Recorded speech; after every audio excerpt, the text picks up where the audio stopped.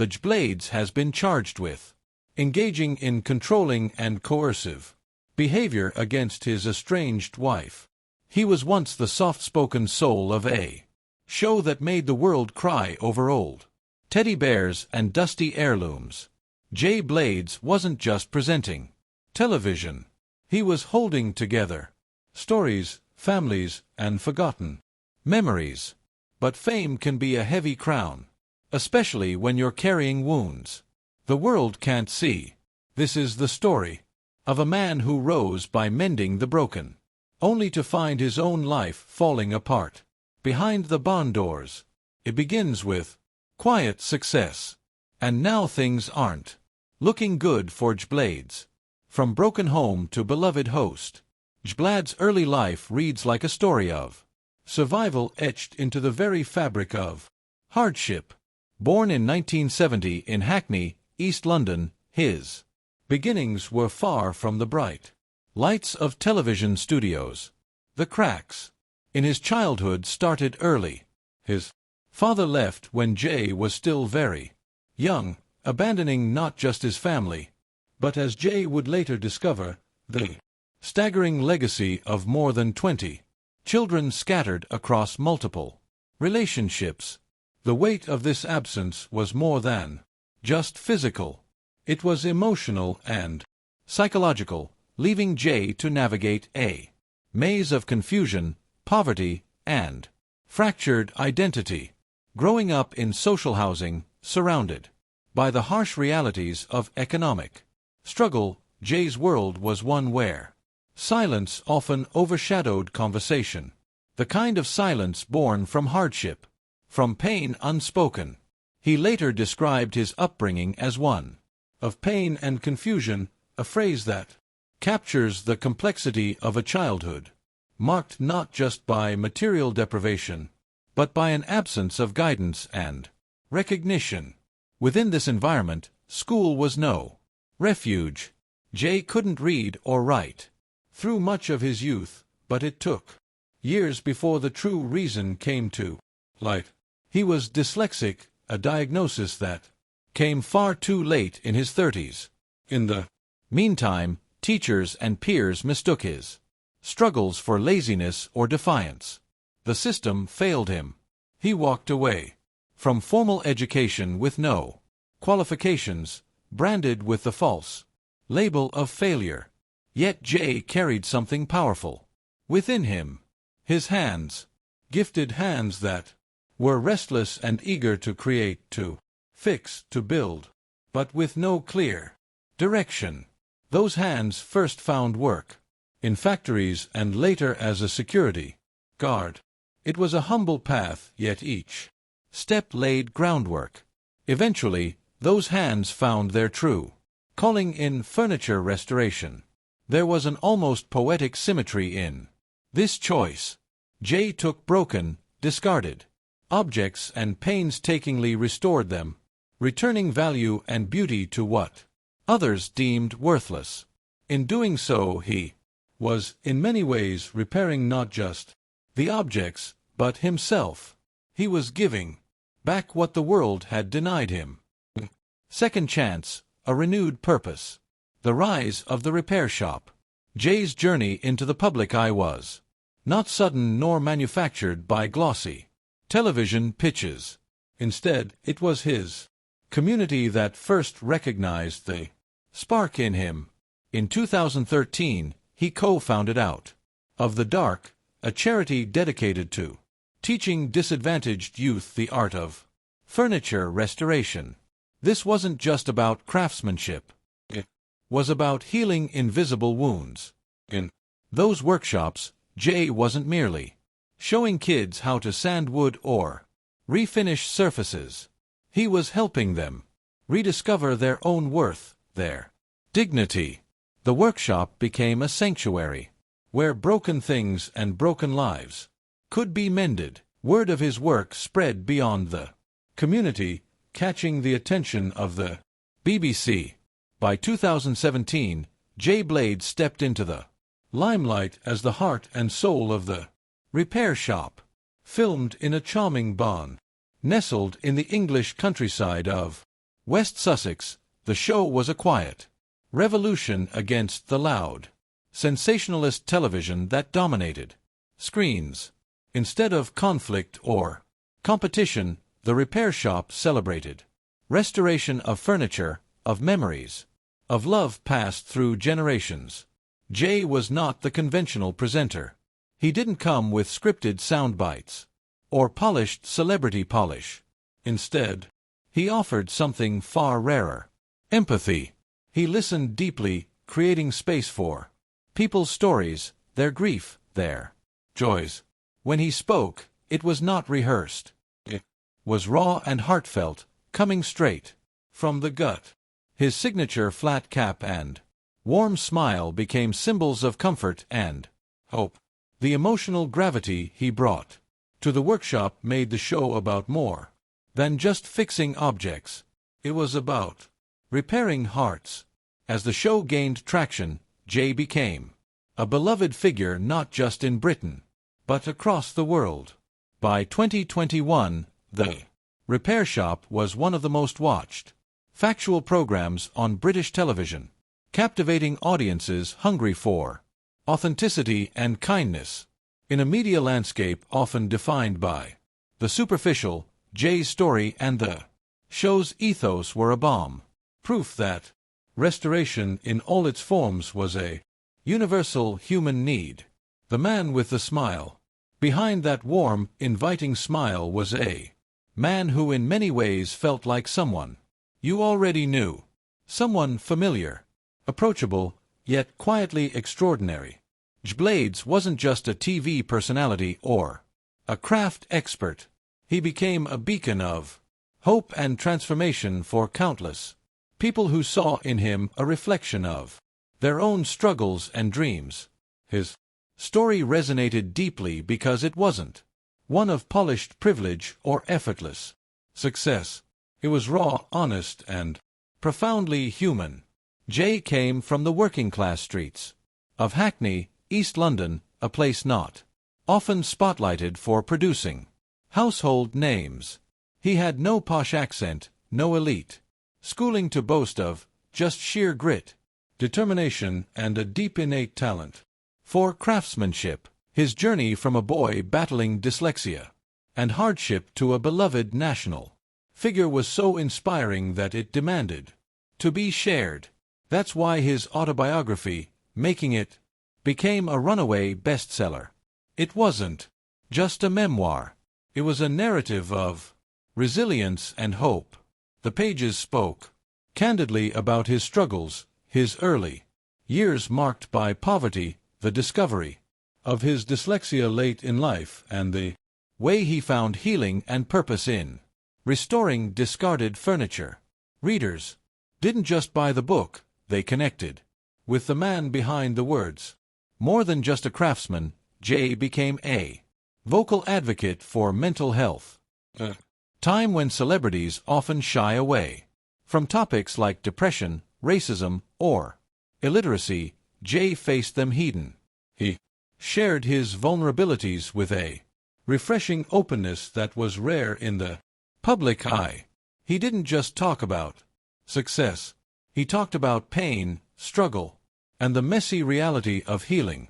Mental health isn't a destination, he once said in an interview.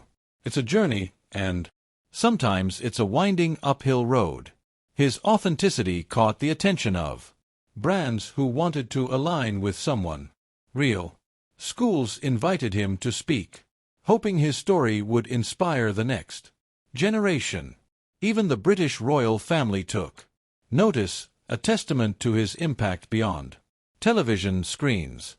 In 2021, Jay was awarded an MBE for his services to craft and community, a formal acknowledgement of how much he had changed lives through both his skills and his courage.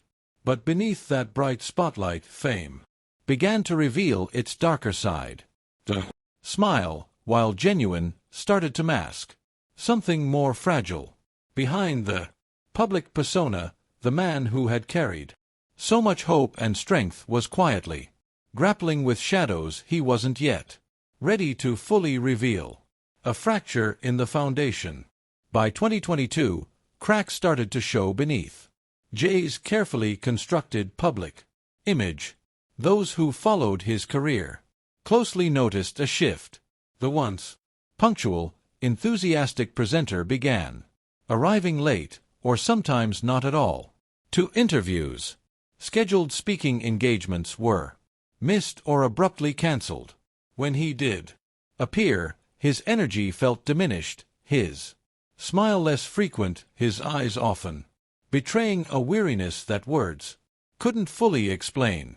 Friends and colleagues whispered of a change, subtle, yet undeniable. Jay himself tried to explain it away with the language that has become so common in the age of burnout, exhaustion, too many commitments, long hours on set.